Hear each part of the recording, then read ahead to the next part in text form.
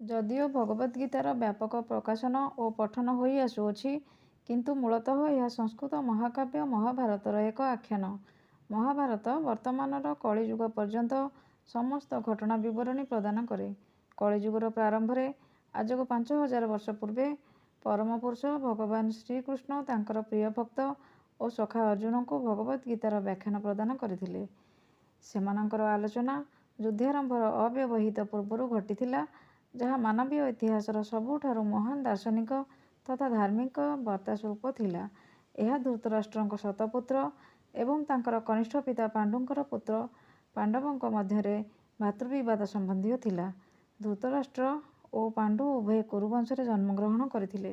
ଏହି କୁରୁବଂଶ ମହାରାଜ ଭରତଙ୍କ ଠାରୁ ଆରମ୍ଭ, ଯାହାଙ୍କ ନାମ ଅନୁସାରେ ମହାଭାରତ ନାମିତ ହୋଇଅଛି। ଜ୍ୟେଷ୍ଠ ଭ୍ରାତା ଧୃତରାଷ୍ଟ୍ର ଜନ୍ମରୁ ଅନ୍ଧ ଥିବାରୁ ଅନୁଜ ପାଣ୍ଡୁ ସିଂହାସନ ଗ୍ରହଣ କରିଥିଲେ। ଯେତେବେଳେ ପାଣ୍ଡୁଙ୍କର ଖୁବ୍ କମ୍ ବୟସରେ ଦେହାନ୍ତ ଘଟିଲା, ସେତେବେଳେ ତାଙ୍କର ପଞ୍ଚପୁତ୍ର ଯୁଧିଷ୍ଠିର, ଭୀମ, ଅର୍ଜୁନ, ନକୁଳ ଓ ସହଦେବଙ୍କର ଲାଳନ ପାଳନର ଦାୟିତ୍ୱ ଧୃତରାଷ୍ଟ୍ରଙ୍କ ଅଧୀନକୁ ଚାଲି ଆସିଥିଲା। ଧୃତରାଷ୍ଟ୍ରଙ୍କର ପୁତ୍ରଗଣ ଏବଂ ପାଣ୍ଡୁଙ୍କର ପୁତ୍ରଗଣ ଗୋଟିଏ ରାଜପରିବାରରେ ଲାଳିତ ପାଳିତ ହେଉଥିଲେ। ଉଭୟେ ପ୍ରସିଦ୍ଧ ଗୁରୁ ଦ୍ରୋଣାଚାର୍ଯ୍ୟଙ୍କ ଅଧୀନରେ ଯୁଦ୍ଧବିଦ୍ୟା ଶିକ୍ଷା କରୁଥିଲେ ଏବଂ ଅତି ସମ୍ମାନାସ୍ପଦ ପିତାମହ ଭୀଷ୍ମଙ୍କ ଦ୍ୱାରା ରାଜକୀୟ ବିଦ୍ୟା ଶିକ୍ଷାଲାଭ କରିଥିଲେ। ଏହା ସତ୍ତ୍ୱେ ଧୃତରାଷ୍ଟ୍ରଙ୍କର ପୁତ୍ରଗଣ, ମୁଖ୍ୟତଃ ଦୁର୍ଯ୍ୟୋଧନ, ପାଣ୍ଡବମାନଙ୍କୁ ଘୃଣା ଓ ଈର୍ଷା ଚକ୍ଷୁରେ ଦେଖୁଥିଲା। ଅନ୍ଧ ଓ ଦୁର୍ବଳମନା ରାଜା ଧୃତରାଷ୍ଟ୍ର ପାଣ୍ଡବମାନଙ୍କ ପରିବର୍ତ୍ତେ ରାଜ୍ୟର ରାଜସିଂହାସନ ନିଜ ପୁତ୍ରମାନଙ୍କୁ ଦେବାକୁ ଚାହୁଁଥିଲେ। ତେଣୁ ଧୃତରାଷ୍ଟ୍ରଙ୍କ ପରାମର୍ଶ କ୍ରମେ ଦୁର୍ଯ୍ୟୋଧନ ପାଣ୍ଡୁଙ୍କର ଯୁବା ପୁତ୍ରଗଣଙ୍କୁ ମାରିଦେବା ପାଇଁ ବିଭିନ୍ନ ଯୋଜନା କରୁଥିଲେ। ପାଣ୍ଡବମାନେ ସେମାନଙ୍କର କନିଷ୍ଠ ପିତା ପୁଣ୍ୟାତ୍ମା ବିଦୁର ଓ ମାମୁ ପୁତ୍ର ଭାଇ ଭଗବାନ ଶ୍ରୀକୃଷ୍ଣଙ୍କ କୃପାରୁ ଅନେକ ବିପତ୍ତିରୁ ଅଳ୍ପକେ ରକ୍ଷା ପରିଯାଇଥିଲେ। ପରମେଶ୍ୱର ଶ୍ରୀକୃଷ୍ଣ ଜଣେ ସାଧାରଣ ମଣିଷ ନଥିଲେ, ସେ ଥିଲେ ପରଂବ୍ରହ୍ମ, ଯେ କି ଅବତାର ଲୀଳାରେ ପ୍ରସିଦ୍ଧ ରାଜବଂଶର ପୁତ୍ର ରୂପେ ଆବିର୍ଭୂତ ହୋଇଥିଲେ। ସେ ମଧ୍ୟ ପାଣ୍ଡୁଙ୍କର ସ୍ତ୍ରୀ ବା ପାଣ୍ଡବମାନଙ୍କର ମାତା କୁନ୍ତୀ ବା ପୃଥାଙ୍କର ପୁତ୍ର ରୂପେ ସମ୍ବନ୍ଧିତ ଥିଲେ। ତେଣୁ ଉଭୟ ବନ୍ଧୁ ଓ ଧର୍ମଧାରୀ ଭାବରେ ଶ୍ରୀକୃଷ୍ଣ ପାଣ୍ଡବମାନଙ୍କର ପକ୍ଷ ଗ୍ରହଣ କରି ସେମାନଙ୍କୁ ସୁରକ୍ଷା ଦେଇଥିଲେ।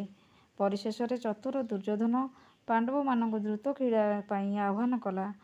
ଏହି କପଟ କ୍ରୀଡ଼ା ପ୍ରତିଯୋଗିତାରେ ଦୁର୍ଯ୍ୟୋଧନ ଓ ତା'ର ଭ୍ରାତୃଗଣ ଦ୍ରୌପଦୀକୁ ଅଧିକାର କରିନେଇଥିଲେ। ଦ୍ରୌପଦୀ ପାଣ୍ଡବଙ୍କର ପତିବ୍ରତା ଓ ସତୀସାଧ୍ୱୀ ପତ୍ନୀ ଥିଲେ। ଦ୍ରୌପଦୀଙ୍କୁ ଅପମାନିତ କରିବା ଉଦ୍ଦେଶ୍ୟରେ କୁରୁ ରାଜସଭାରେ ଅନେକ ରାଜା ଓ ରାଜକୁମାର ସମ୍ମୁଖରେ କୌରବମାନେ ତାଙ୍କୁ ଉଲଗ୍ନ କରିବାକୁ ଚେଷ୍ଟା କରିଥିଲେ। ଭଗବାନ ଶ୍ରୀକୃଷ୍ଣଙ୍କର ଦିବ୍ୟ କୃପା ତାଙ୍କୁ ସେଥିରୁ ରକ୍ଷା କରିଥିଲା। ଦ୍ୱିତୀୟ କ୍ରୀଡ଼ାରେ ପରାସ୍ତ ହୋଇ ପାଣ୍ଡବମାନେ ନିଜର ରାଜ୍ୟ ହରାଇବା ସହିତ 13 ବର୍ଷର ବନବାସ କରିବାକୁ ବାଧ୍ୟ ହୋଇଥିଲେ। ବନବାସରୁ ଫେରି ପାଣ୍ଡବମାନେ ସେମାନଙ୍କର ନ୍ୟାୟଗତ ସିଂହାସନ ଫେରି ପାଇବାକୁ ଦୁର୍ଯ୍ୟୋଧନଙ୍କୁ ଅନୁରୋଧ କରିଥିଲେ, କିନ୍ତୁ ଦୁର୍ଯ୍ୟୋଧନ ଏହାକୁ ପ୍ରତ୍ୟାଖ୍ୟାନ କରିଥିଲେ। ପରିଶେଷରେ ପାଣ୍ଡବମାନେ ଅତି କମରେ 5ଟି ଗ୍ରାମ ଦୁର୍ଯ୍ୟୋଧନଙ୍କୁ ମାଗିଥିଲେ, କିନ୍ତୁ ଅହଙ୍କାରୀ ଦୁର୍ଯ୍ୟୋଧନ ସେମାନଙ୍କୁ ସୂଚ୍ୟାଗ୍ର ମେଦିନୀ ଦେବା ପାଇଁ ମଧ୍ୟ ମନା କରିଥିଲା। ଏସବୁ ସତ୍ତ୍ୱେ ପାଣ୍ଡବମାନେ ଅତି ସହିଷ୍ଣୁ ଓ କ୍ଷମାଶୀଳ ଥିଲେ, କିନ୍ତୁ ପରିଶେଷରେ ଯୁଦ୍ଧ ହେବା ସୁନିଶ୍ଚିତ ହୋଇପଡ଼ିଥିଲା। ପୃଥିବୀର ସମସ୍ତ ରାଜପୁତ୍ର ଦୁଇ ପକ୍ଷର ସମର୍ଥକ ଭାବରେ ଯୁଦ୍ଧକ୍ଷେତ୍ରରେ ଦଣ୍ଡାୟମାନ ହୋଇଥିଲେ। କିଛି କୌରବ ପକ୍ଷରେ ଓ ଆଉ କିଛି ପାଣ୍ଡବ ପକ୍ଷରେ ଅନ୍ତର୍ଭୁକ୍ତ ହୋଇଥିଲେ। ଶ୍ରୀକୃଷ୍ଣ ନିଜେ ପାଣ୍ଡବମାନଙ୍କ ପକ୍ଷରୁ ଦୂତ ଭାବରେ ଧୃତରାଷ୍ଟ୍ରଙ୍କ ରାଜସଭାକୁ ଯାଇ ଯୁଦ୍ଧ ନ କରି ଶାନ୍ତି ପ୍ରସ୍ତାବ ପ୍ରଦାନ କରିଥିଲେ। ଯେତେବେଳେ କୃଷ୍ଣଙ୍କର ପ୍ରସ୍ତାବକୁ ଧୃତରାଷ୍ଟ୍ର ଓ ତାଙ୍କର ପୁତ୍ରଗଣ ଅଗ୍ରାହ୍ୟ କରିଦେଇଥିଲେ, ସେତେବେଳେ ଯୁଦ୍ଧ ଅବଶ୍ୟମ୍ଭାବୀ ହୋଇପଡ଼ିଥିଲା।